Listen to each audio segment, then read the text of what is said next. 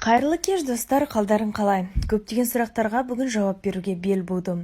Бірінші сұрақ көп қойылатын, ол сіз қай қаладан боласыз?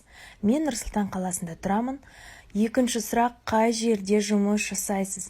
Мен Ақжол деген жеке меншік мектебінде жұмыс жасаймын. Мамандығым бастауыш білім мұғалімі.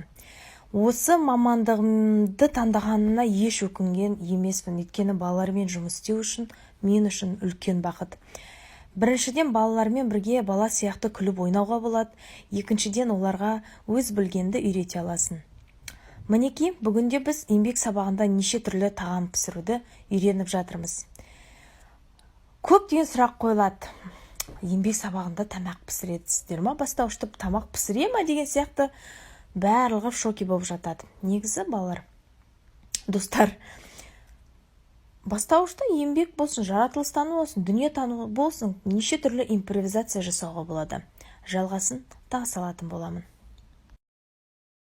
Тиктоктағы салған көптеген видеолардың астында комментарияларды оқып таңғаламын.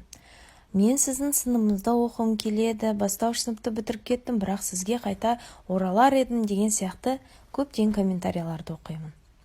Бірақ, балалар, мен тикток түсіргенімен әрине мейірімді мұғалім сияқты көрінетін шығармын сіздерге. Бірақ шынайы келсек, мен өте қатаң мұғаліммін. Тикток ол тикток, жұмыс ол жұмыс. Балаларға міндетті түрде 100% білім беруім керек. Және де сол 100% білімді беріп, мен олардан да 100% қайтарымды тілеймін. Яғни, олар маған математика болсын, қазақ тілі, әдебиет болсын, барлық сабақты түсініп, келесі күні орысша айтқанда обратная связь дұрыс болу керек. Соны өте қатты талап етемін. Қосымша үй жұмысын өте көп беремін. Сондықтан білмеймін,